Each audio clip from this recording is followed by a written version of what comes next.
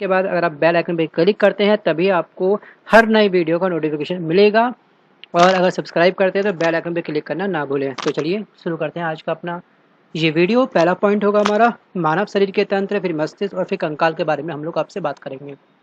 तो बात करते हैं पाचन तंत्र। ये मानव शरीर का एक अभिन्न तंत्र होता है, इसको हम बोलते हैं पाचन तंत्र। तो पाचन तंत्र की कितनी अवस्थाएं होती हैं, एग्जाम में ये पूछता है आपसे।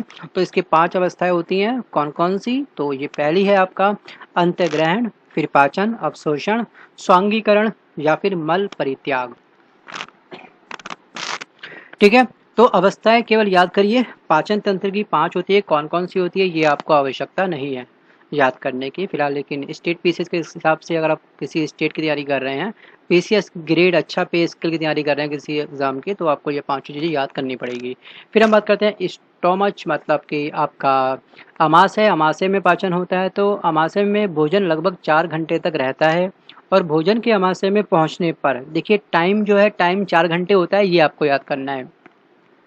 और उसके बाद भोजन के अमाशय में पहुंचने पर क्या होता है, पाइलोरिक ग्रंथियों से जठर रस निकलता है। यह हल्का कौन से रंग का होता है? ये होता है हल्का पीले रंग का।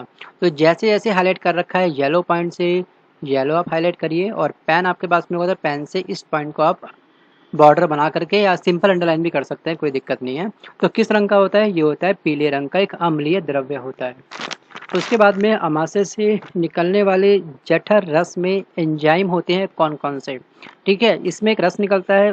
तो उसमें जो एंजाइम होते हैं, कौन कौन से एंजाइम होते हैं? एक होता है पेप्सिन, एक होता है रेनिन। तो ये एंजाइम का नाम आपसे पूछता है।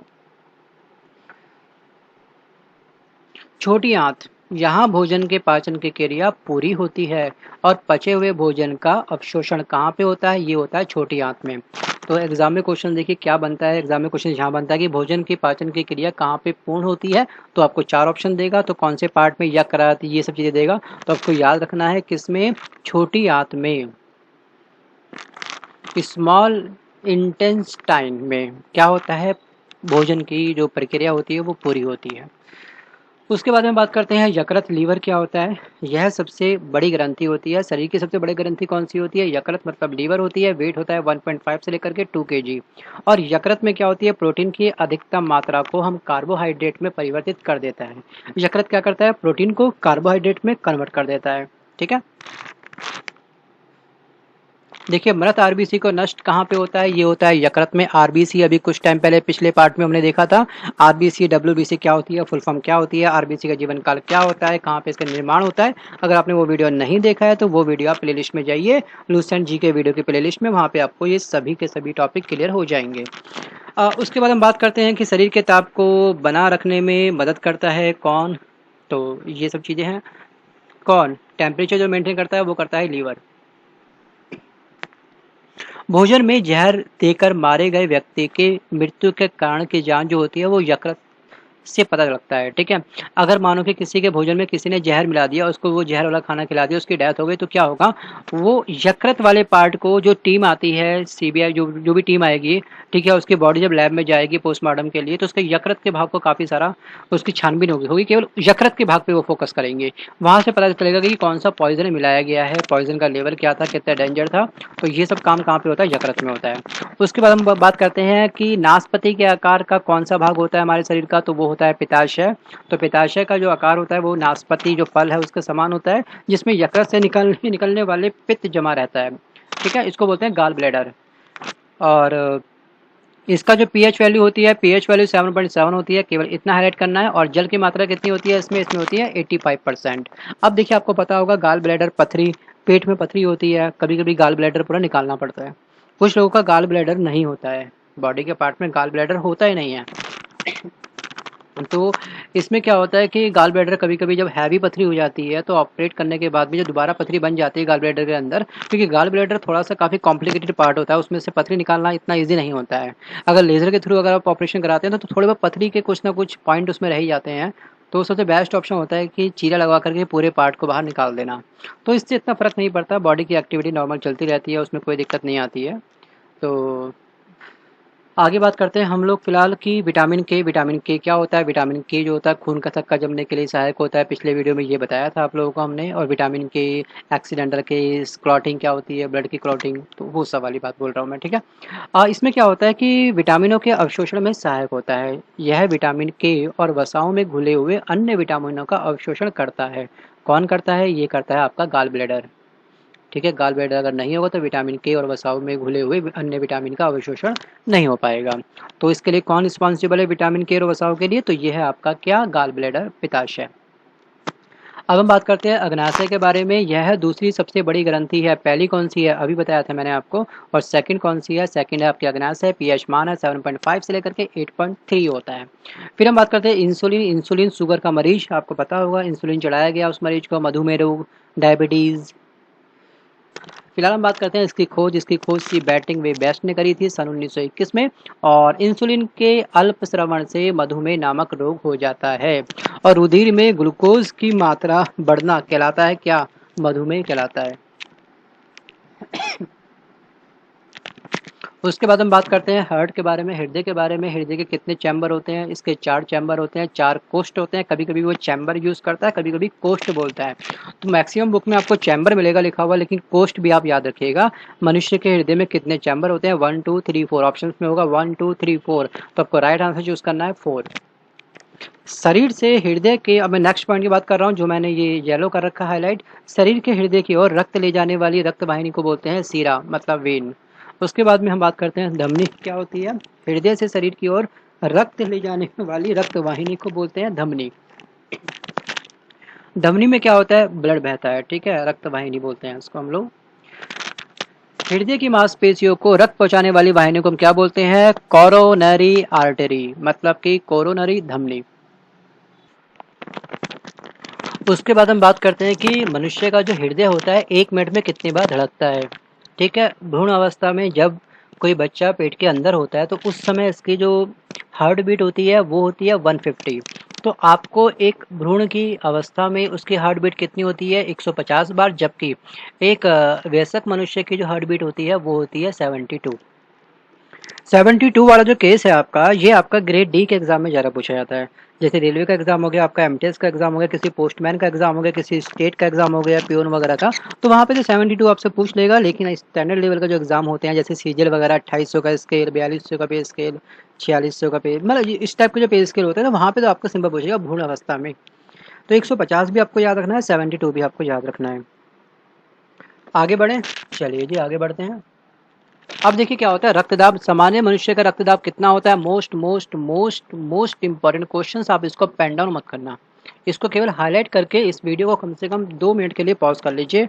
और 120/80 जो ये न्यूमेरिक है ये आप याद कर लीजिए। रक्तदाब, ब्लड प्रेशर, ठीक है। अगला जो पॉइंट है वो है थायरॉक्सिन एवं एड्रीनेलिन स्वतंत्र रूप से हृदय की धड़कन को नियंत्रित करने वाले हार्मोन होते हैं। तो हृदय की धड़कन को जो धक धक धक धक 72, इसको कौन कंट्रोल करता है? इसका रिमोट कंट्रोल क्या होता है? कौन सा हार्मोन होता है? उसका नाम बताइए। उसका नाम है क्या? Thyroxine and adrenaline. अब हम बात करते हैं उत्सर्जन तंत्र, मतलब एक्सक्रीटरी सिस्टम या एक्सक्रीटोरी सिस्टम, उत्सर्जन तंत्र। तो सिंपल हमको बात करना है। देखिए मनुष्य के प्रमुख उत्सर्जी अंग जो होते हैं टोटल होते हैं ABCD, टोटल 4।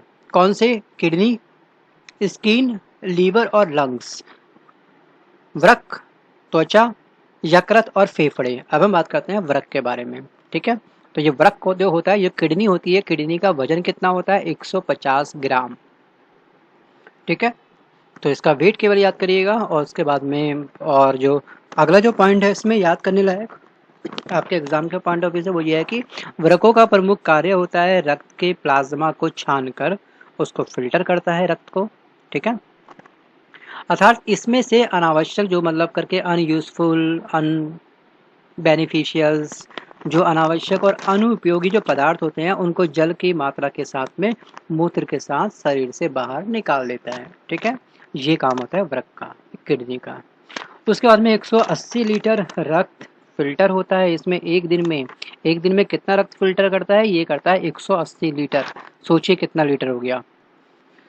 इसमें 1 से लेकर के 45 लीटर जो मूत्र रोज़ाना बनता है, इसको मतलब कि 1.45 मतलब कि 2 लीटर मूत्र रोज़ाना बनता है। बाकी निस्पंद वापस रक्त में अवशोषित हो जाता है। छोड़ दीजिए मूत्र कितना बनता है 1.45 लीटर, 2 लीटर, कभी 1.5 लीटर, कभी-कभी 1 लीटर ही होता है।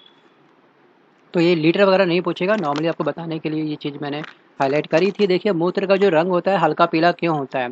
काफ़ी समय से अगर हम लोग मूत्र को रोक कर बैठेंगे, ठीक है? तो उसका रंग ऑटोमेटिक क्या हो जाएगा? पीला हो जाएगा। पीला रंग किस उपस्थिति के कारण होता है ये बताइए? यूरोक्रोम, बहुत अच्छा क्वेश्चन है और ये एग्ज़ाम में कई बार पूछा गया है। यूरोक्रोम क्या होता है? हीमोग्लोबिन के विखंडन से बनता है। यूरोक्रोम किसके द्वारा बनता है? हीमोग्लोबिन के विखंडन से बनता है। ये किसका पार्ट होता है यूरोक्रोम? ये होता है मूत्र का, यूरिन का, ठीक है। फिर हम बात करते हैं मूत्र जो होता है अम्लीय होता है और इसका पीएच वैल्यू क्या होती है? 6 होती है। और वृक्क में बनने वाला पथरी किस प्रकार की होती है? कहते हैं पथरी बन गई, ठीक है ना, पथरी हो गई, तो वो बनती है कैल्शियम ऑक्जेलेट से। कैल्शियम ऑक्जेलेट से बना होता है हमारा पथरी। उसके बाद हम बात करते हैं फिलहाल मनुष्य का जो मस्तिष्क होता है, माइंड जो होता है, उसका वेट क्या होता है? 1400 ग्राम। और सेरिब्रम का कार्य क्या होता है? यह मस्तिष्क का सबसे विकसित भाग होता है, ठीक है। सेरिब्रम क्या होता है? थैलमस क्या होता है? हाइपोथैलेमस क्या क्या होता है? तीनों चीज़ें ही इंपॉर्टेंट है। सॉरी। अ, आगे बात करते हैं। देखिए यह मस्तिष्क का सबसे विकसित भाग होता है। यह बुद्धिमत्ता, स्मृति, इच्छा शक्ति, ऐच्छिक गतियाँ, ज्ञान, वाणी एवं चिंतन का केंद्र होता है। ज्ञानेंद्रियों से प्राप्त प्रेरणाओं का इसमें विश्लेषण और समन्वय होता है, ठीक है। जैसे हम कुछ भी चीज़ याद करते हैं, हम लोग बोलते हैं हमको याद नहीं होती लंबे समय तक, तो ये सब जो एक्टिविटी है, यहाँ वहाँ की जो थॉट आती है, पापा ने ये बोला, पड़ोसी ने ये बोला, व्हाट्सएप पे ये चल रहा है, तो इस टाइप की जो भी थॉट आपके माइंड में आती है वो सब क्या करता है? सेरिब्रम का ही कार्य होता है, ठीक है। अगर इस टाइप की कोई भी इंसान जल्दी भूल जाता है, जो दवाई वगैरह चलती हैं, तो वो दवाई सीधे इफेक्ट डालती है सेरिब्रम के पार्ट में। हमारे माइंड का एक पार्ट होता है सेरिब्रम, उस पर इफेक्ट डालती हैं, वो थैलेमस हाइपोथैलेमस पे वर्क नहीं करेंगी। अब देखिए थैलेमस क्या होता है? यह दर्द, ठंडा तथा गर्म को पहचानने का कार्य करता है। आग गर्म होती है, आग के ऊपर हाथ लगाते हैं, हम बोलते हैं गर्म हो गया, तो उस समय जो वर्क कर रहा है थैलेमस हमको ये बता रहा है कि हाँ ये चीज़ गर्म है। फ्रिज में ठंडा चीज़ें आती हैं, ठीक है ना। और दर्द क्या होता है? चोट लगती है, दर्द होता है वहाँ पे, ठीक है। तो ये सब जो एक्टिविटी होती है, इनको पहचानने का जो काम होता है वो करता है थैलेमस। तो यही चीज़ें आपको याद करनी है, ठीक है, किसका कार्य क्या होता है। फिर हम बात करते हैं हाइपोथैलेमस का कार्य क्या होता है। यह अंतःस्रावी ग्रंथियों से स्रावित होने वाले हार्मोन्स को नियंत्रण करता है। टेम्परेचर, बॉडी का टेम्परेचर जो होता है वो, भूख लग गई मुझको बहुत ज़्यादा, प्यास लग रही है, पानी पी लूँ, ये सब प्यास, भूख, टेम्परेचर, घृणा, नफरत, प्यार, मुझे कुत्ते काफ़ी अच्छे लगते हैं, इनसे मुझे प्यार हो गया, अचानक से पसीना आना, गुस्सा आना, बहुत खुश हो जाना आदि, ये सब क्रिया कहाँ पे होती हैं? ये होती है हाइपोथैलेमस के, ये सब कार्य होते हैं। तो तीनों पार्ट ही बहुत ही इंपॉर्टेंट पार्ट है। किसका क्या कार्य होता है, किसी को किसी में मर्ज नहीं करना है, ठीक है। गुस्सा, पसीना किसका कार्य होता है? क्वेश्चन ये पूछ लेगा आपसे तो आपको याद रखना है हाइपोथैलेमस के ये सब कार्य हैं। ईईजी की फुल फॉर्म क्या है? ईईजी की फुल फॉर्म यहाँ पर ये है, और इसका प्रयोग किसमें करा जाता है? इसका प्रयोग करा जाता है मस्तिष्क के कार्यों की एक्टिविटी का पता लगाने के लिए। कभी भी किसी को भी मस्तिष्क में दिक्कत होगी, जैसे कुछ लोगों को बहुत जल्दी गुस्सा आता है, छोटी बातों में किसी ने मजाक करा, उसने दे एक खिंचा के उसके गाल पे मार दिया, तो यार मैं तो मजाक कर रहा था। तो ये सब जो गुस्सा आ रहा है अचानक से, तो उसके अंदर कुछ एक्टिविटी, माइंड में कुछ दिक्कत आ रही है, तो उसका टेस्ट कौन सा होगा? ईईजी, ठीक है। तो ये टेस्ट होता है मस्तिष्क के कार्यों का पता लगाने के लिए कि हमारा सेरिब्रम, थैलेमस और हाइपोथैलेमस सही तरीके से काम कर रहा है या फिर नहीं कर रहा है, ठीक है।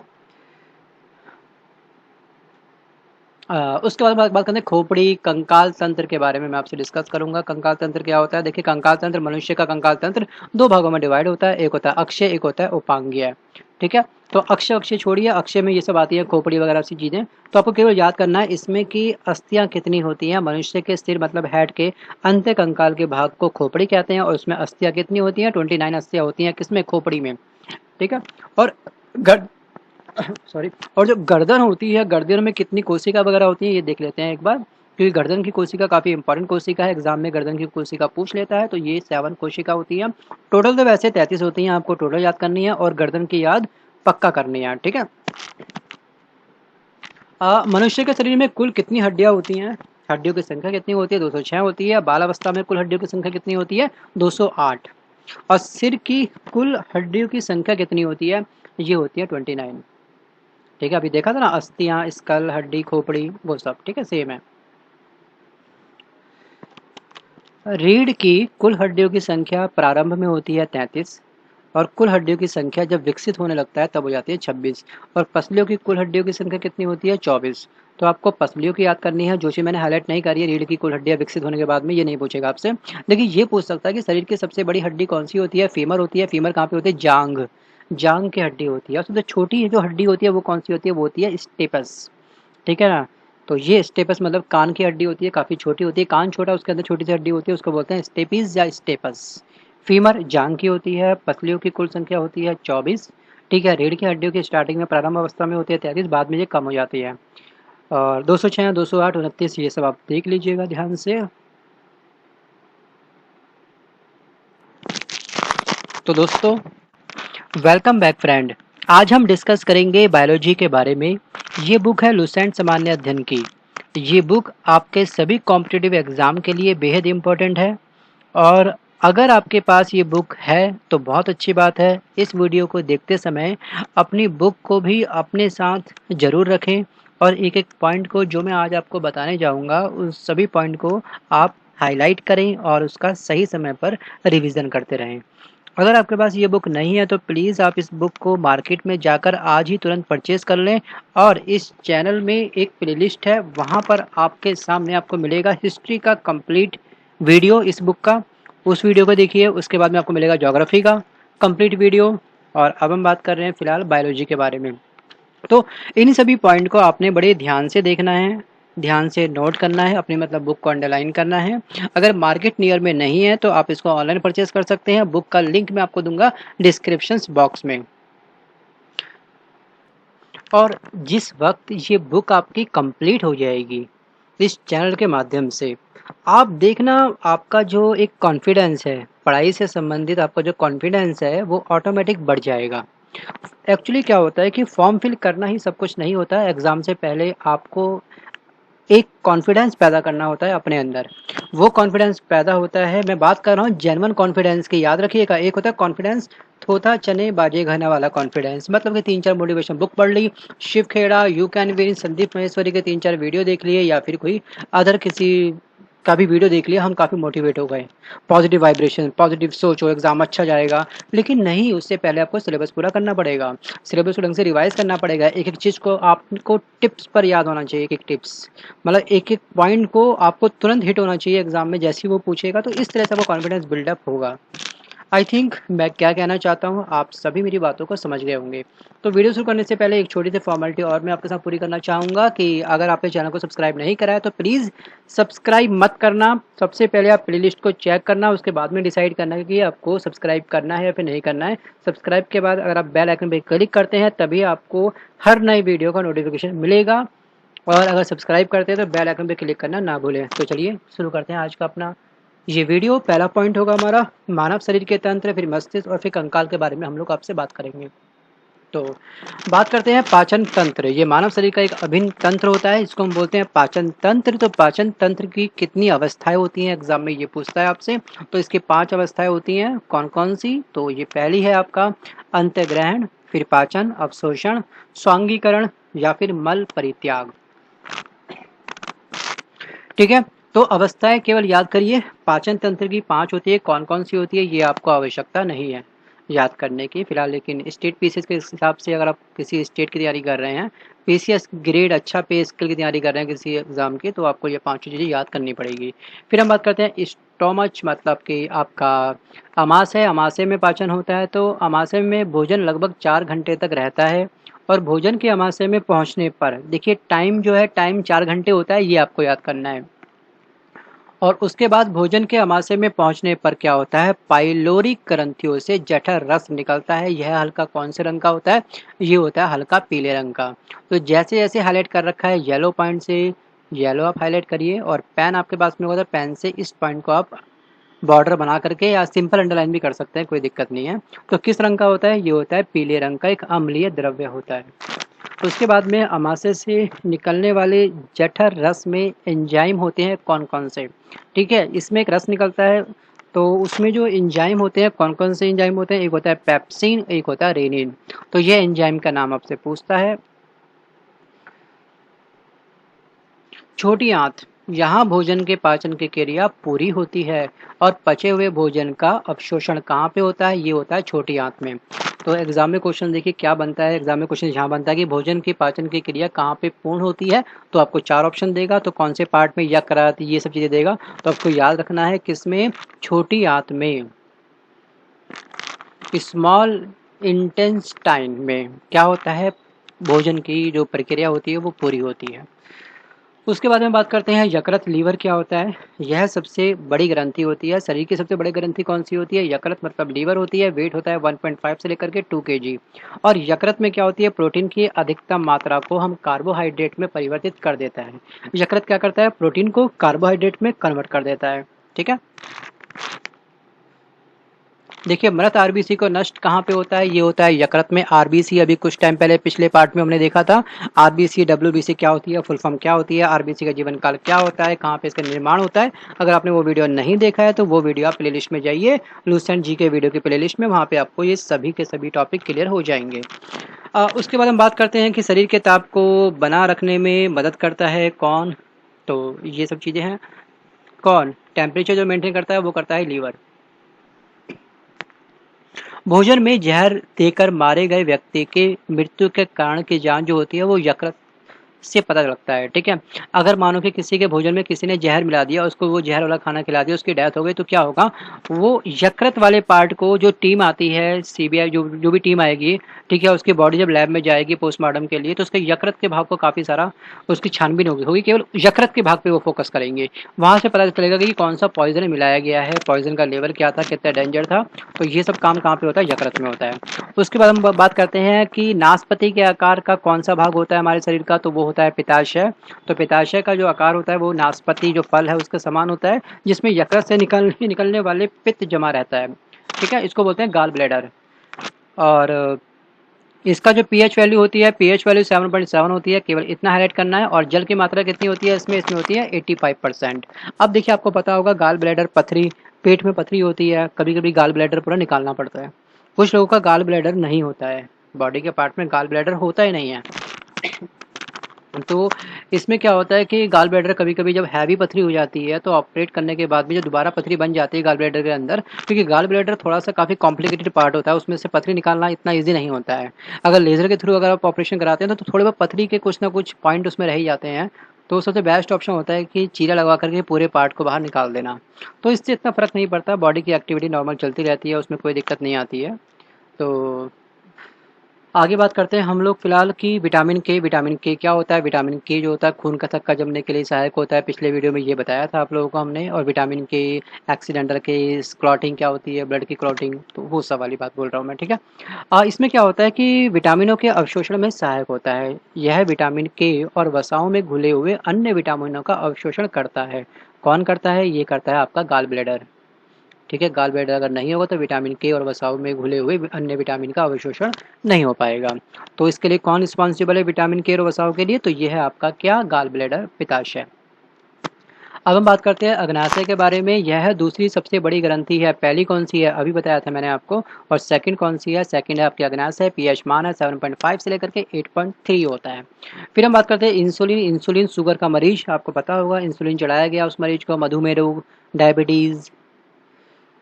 फिलहाल हम बात करते हैं इसकी खोज सी बैटिंग वे बेस्ट ने करी थी सन 1921 में। और इंसुलिन के अल्प स्रवण से मधुमेह नामक रोग हो जाता है। और रुधिर में ग्लूकोज की मात्रा बढ़ना कहलाता है क्या? मधुमेह कहलाता है। उसके बाद हम बात करते हैं हार्ट के बारे में, हृदय के बारे में। हृदय के कितने चैम्बर होते हैं? इसके 4 चैम्बर होते हैं, 4 कोष्ठ होते हैं। कभी कभी वो चैम्बर यूज़ करता है, कभी कभी कोष्ठ बोलता है। तो मैक्सिमम बुक में आपको चैम्बर मिलेगा लिखा हुआ, लेकिन कोष्ठ भी आप याद रखिएगा। मनुष्य के हृदय में कितने चैम्बर होते हैं? 1 2 3 4 ऑप्शन में होगा 1 2 3 4। तो आपको राइट आंसर चूज करना है 4। शरीर से हृदय के, अब मैं नेक्स्ट पॉइंट की बात कर रहा हूँ जो मैंने ये येलो कर रखा है हाईलाइट। शरीर के हृदय की ओर रक्त ले जाने वाली रक्त वाहिनी को बोलते हैं सीरा, मतलब वेन। उसके बाद में हम बात करते हैं धमनी क्या होती है? हृदय से शरीर की ओर रक्त ले जाने वाली रक्त वाहिनी को बोलते हैं धमनी। धमनी में क्या होता है? ब्लड बहता है। ठीक है, रक्त वाहिनी बोलते हैं इसको हम लोग। हृदय की मांसपेशियों को रक्त पहुंचाने वाली वाहिनी को हम क्या बोलते हैं? कोरोनरी आर्टरी, मतलब कि कोरोनरी धमनी। उसके बाद हम बात करते हैं कि मनुष्य का जो हृदय होता है 1 मिनट में कितनी बार धड़कता है। ठीक है, भ्रूण अवस्था में जब कोई बच्चा पेट के अंदर होता है तो उस समय इसकी जो हार्ट बीट होती है वो होती है 150। तो आपको एक भ्रूण की अवस्था में उसकी हार्ट बीट कितनी होती है 150 बार, जबकि एक वयस्क मनुष्य की जो हार्ट बीट होती है वो होती है 72। 72 वाला जो केस है आपका, ये आपका ग्रेड डी के एग्जाम में ज़्यादा पूछा जाता है। जैसे रेलवे का एग्जाम हो गया, आपका एमटीएस का एग्जाम हो गया, किसी पोस्टमैन का एग्जाम हो गया, किसी स्टेट का एग्जाम हो गया, पियोन वगैरह का, तो वहाँ पे तो 72 आपसे पूछ लेगा। लेकिन स्टैंडर्ड लेवल का जो एग्जाम होते हैं जैसे सीजीएल वगैरह 2800 का स्केल, 4200 का पे स्केल, 4600 का पे, मतलब इस टाइप के जो पे स्केल होते हैं ना, वहाँ पे तो आपको सिंपल पूछेगा भ्रूण अवस्था में। तो 150 भी आपको याद रखना है, 72 भी आपको याद रखना है। आगे बढ़ें, चलिए जी आगे बढ़ते हैं। अब देखिए क्या होता है रक्तदाब। सामान्य मनुष्य का रक्तदाब कितना होता है? Most most most most important question. आप इसको पेन डाउन मत करना, इसको केवल हाईलाइट करके इस वीडियो को कम से कम 2 मिनट के लिए पॉज कर लीजिए और 120/80 जो ये न्यूमेरिक है ये आप याद कर लीजिए। रक्तदाब, ब्लड प्रेशर। ठीक है, अगला जो पॉइंट है वो है थायरॉक्सिन एवं एड्रीनेलिन स्वतंत्र रूप से हृदय की धड़कन को नियंत्रित करने वाले हार्मोन होते हैं। तो हृदय की धड़कन को जो धक धक धक धक 72, इसको कौन कंट्रोल करता है? इसका रिमोट कंट्रोल क्या होता है? कौन सा हार्मोन होता है? उसका नाम बताइए। उसका नाम है क्या? Thyroxine and adrenaline. अब हम बात करते हैं उत्सर्जन तंत्र, मतलब एक्सक्रीटरी सिस्टम या एक्सक्रीटोरी सिस्टम, उत्सर्जन तंत्र। तो सिंपल हमको बात करना है। देखिए मनुष्य के प्रमुख उत्सर्जी अंग जो होते हैं टोटल होते हैं ABCD, टोटल 4। कौन से? किडनी, स्किन, लीवर और लंग्स, वृक्क, त्वचा, यकृत और फेफड़े। अब हम बात करते हैं वृक्क के बारे में। ठीक है, तो ये वृक्क को जो होता है, ये किडनी होती है। किडनी का वजन कितना होता है? 150 ग्राम। ठीक है, तो इसका वेट केवल याद करिएगा। और उसके बाद में और जो अगला जो पॉइंट है इसमें याद करने लायक आपके एग्जाम के पॉइंट ऑफ व्यू से वो ये है कि वृक्कों का प्रमुख कार्य होता है रक्त के प्लाज्मा को छानकर उसको फिल्टर करता है रक्त को। ठीक है, अर्थात इसमें से अनावश्यक जो मतलब करके अनयूजफुल, बेनिफिशियल्स, जो अनावश्यक और अनुपयोगी जो पदार्थ होते हैं उनको जल की मात्रा के साथ में मूत्र के साथ शरीर से बाहर निकाल देता है। ठीक है, ये काम होता है वृक्क का, किडनी का। उसके बाद में 180 लीटर रक्त फिल्टर होता है। इसमें एक दिन में कितना रक्त फिल्टर करता है? ये करता है 180 लीटर। सोचिए कितना लीटर हो गया। इसमें 1 से लेकर के 45 लीटर जो मूत्र रोजाना बनता है, इसको मतलब कि 1.45 मतलब कि 2 लीटर मूत्र रोजाना बनता है। बाकी निस्पंद वापस रक्त में अवशोषित हो जाता है। छोड़ दीजिए मूत्र कितना बनता है? 1.45 लीटर, 2 लीटर, कभी 1.5 लीटर, कभी कभी 1 लीटर ही होता है। तो ये लीटर वगैरह नहीं पूछेगा, नॉर्मली आपको बताने के लिए ये चीज़ मैंने हाईलाइट करी थी। देखिए मूत्र का जो रंग होता है हल्का पीला क्यों होता है? काफ़ी समय से अगर हम लोग मूत्र को रोक कर बैठेंगे, ठीक है, तो उसका रंग ऑटोमेटिक क्या हो जाएगा? पीला हो जाएगा। पीला रंग किस उपस्थिति के कारण होता है ये बताइए। यूरोक्रोम, बहुत अच्छा क्वेश्चन है और ये एग्जाम में कई बार पूछा गया है। यूरोक्रोम क्या होता है? हीमोग्लोबिन के विखंडन से बनता है। यूरोक्रोम किसके द्वारा बनता है? हीमोग्लोबिन के विखंडन से बनता है। ये किसका पार्ट होता है यूरोक्रोम? ये होता है मूत्र का, यूरिन का। ठीक है, फिर हम बात करते हैं मूत्र जो होता है अम्लीय होता है और इसका पीएच वैल्यू क्या होती है? 6 होती है। और वृक्क में बनने वाला पथरी किस प्रकार के होते हैं? कहते हैं पथरी बन गई, ठीक है ना, पथरी हो गई, तो वो बनती है कैल्शियम ऑक्जेलेट से। कैल्शियम ऑक्जेलेट से बना होता है हमारा पथरी। उसके बाद हम बात करते हैं फिलहाल मनुष्य का जो मस्तिष्क होता है, माइंड जो होता है, उसका वेट क्या होता है? 1400 ग्राम। और सेरिब्रम का कार्य क्या होता है? यह मस्तिष्क का सबसे विकसित भाग होता है। ठीक है, सेरिब्रम क्या होता है? थैलमस क्या होता है? हाइपोथैलेमस क्या क्या होता है? तीनों चीज़ें ही इंपॉर्टेंट है। सॉरी। आगे बात करते हैं। देखिए यह मस्तिष्क का सबसे विकसित भाग होता है। यह बुद्धिमत्ता, स्मृति, इच्छा शक्ति, ऐच्छिक गतियाँ, ज्ञान, वाणी एवं चिंतन का केंद्र होता है। ज्ञानेंद्रियों से प्राप्त प्रेरणाओं का इसमें विश्लेषण और समन्वय होता है। ठीक है, जैसे हम कुछ भी चीज़ याद करते हैं, हम लोग बोलते हैं हमको याद नहीं होती लंबे समय तक, तो ये सब जो एक्टिविटी है, यहाँ वहाँ की जो थॉट आती है, पापा ने ये बोला, पड़ोसी ने ये बोला, व्हाट्सएप पे ही चल रहा है, तो इस टाइप की जो भी थॉट आपके माइंड में आती है वो सब क्या करता है? सेरिब्रम का ही कार्य होता है। ठीक है। अगर इस टाइप की कोई भी इंसान जल्दी भूल जाता है जो दवाई वगैरह चलती हैं, तो वो दवाई सीधे इफ़ेक्ट डालती है सेरिब्रम के पार्ट में। हमारे माइंड का एक पार्ट होता है सेरिब्रम, उस पे इफ़ेक्ट डालती हैं, वो थैलेमस, हाइपोथैलेमस पे वर्क नहीं करेंगी। अब देखिए थैलेमस क्या होता है, यह दर्द, ठंडा तथा गर्म को पहचानने का कार्य करता है। आग गर्म होती है, आग के ऊपर हाथ लगाते हैं, हम बोलते हैं गर्म हो गया, तो उस समय जो वर्क कर रहा है थैलेमस हमको ये बता रहा है कि हाँ ये चीज़ गर्म है। फ्रिज में ठंडा चीज़ें आती हैं, ठीक है ना। और दर्द क्या होता है, चोट लगती है, दर्द होता है वहाँ पे, ठीक है। तो ये सब जो एक्टिविटी होती है, इनको पहचानने का जो काम होता है वो करता है थैलेमस। तो यही चीज़ें आपको याद करनी है, ठीक है, किसका कार्य क्या होता है। फिर हम बात करते हैं हाइपोथैलेमस का कार्य क्या होता है। यह अंतःस्रावी ग्रंथियों से स्रावित होने वाले हार्मोन्स को नियंत्रण करता है। टेम्परेचर, बॉडी का टेम्परेचर जो होता है वो, भूख लग गई मुझको बहुत ज़्यादा, प्यास लग रही है पानी पी लूँ, ये सब प्यास, भूख, टेम्परेचर, घृणा, नफरत, प्यार, मुझे कुत्ते काफ़ी अच्छे लगते हैं, इनसे मुझे प्यार हो गया, अचानक से पसीना आना, गुस्सा आना, बहुत खुश हो जाना आदि, ये सब क्रिया कहाँ पे होती हैं, ये होती है हाइपोथैलेमस के, ये सब कार्य होते हैं। तो तीनों पार्ट ही बहुत ही इंपॉर्टेंट पार्ट है, किसका क्या कार्य होता है, किसी को किसी में मर्ज नहीं करना है, ठीक है। गुस्सा, पसीना किसका कार्य होता है, क्वेश्चन ये पूछ लेगा आपसे तो आपको याद रखना हाइपोथैलेमस के ये सब कार्य हैं। ईईजी की फुल फॉर्म क्या है, ईईजी की फुल फॉर्म यहाँ पर ये है, और इसका प्रयोग किस में करा जाता है, इसका प्रयोग करा जाता है मस्तिष्क के कार्यों की एक्टिविटी का पता लगाने के लिए। कभी भी किसी को भी मस्तिष्क में दिक्कत होगी, जैसे कुछ लोगों को बहुत जल्दी गुस्सा आता है, छोटी बातों में किसी ने मजाक करा, उसने दे एक खिंचा के उसके गाल पे मार दिया, तो यार मैं तो मजाक कर रहा था। तो ये सब जो गुस्सा आ रहा है अचानक से, तो उसके अंदर कुछ एक्टिविटी, माइंड में कुछ दिक्कत आ रही है, तो उसका टेस्ट कौन सा होगा, ईईजी, ठीक है। तो ये टेस्ट होता है मस्तिष्क के कार्यों का पता लगाने के लिए कि हमारा सेरिब्रम, थैलेमस और हाइपोथैलेमस सही तरीके से काम कर रहा है या फिर नहीं कर रहा है, ठीक है। उसके बाद बात करते हैं खोपड़ी कंकाल तंत्र के बारे में, मैं आपसे डिस्कस करूंगा। कंकाल तंत्र क्या होता है, देखिए कंकाल तंत्र, मनुष्य का कंकाल तंत्र दो भागों में डिवाइड होता है, एक होता है अक्षय, एक होता है उपांगीय, ठीक है। तो अक्षय अक्षय छोड़िए, अक्षय में ये सब आती है खोपड़ी वगैरह सी चीज़ें, तो आपको केवल याद करना है इसमें कि अस्थियां कितनी होती हैं। मनुष्य के सिर मतलब हेड के अंत्य कंकाल के भाग को खोपड़ी कहते हैं, और उसमें अस्थियां कितनी होती हैं, 29 अस्थियां होती हैं, किसमें, खोपड़ी में, ठीक है।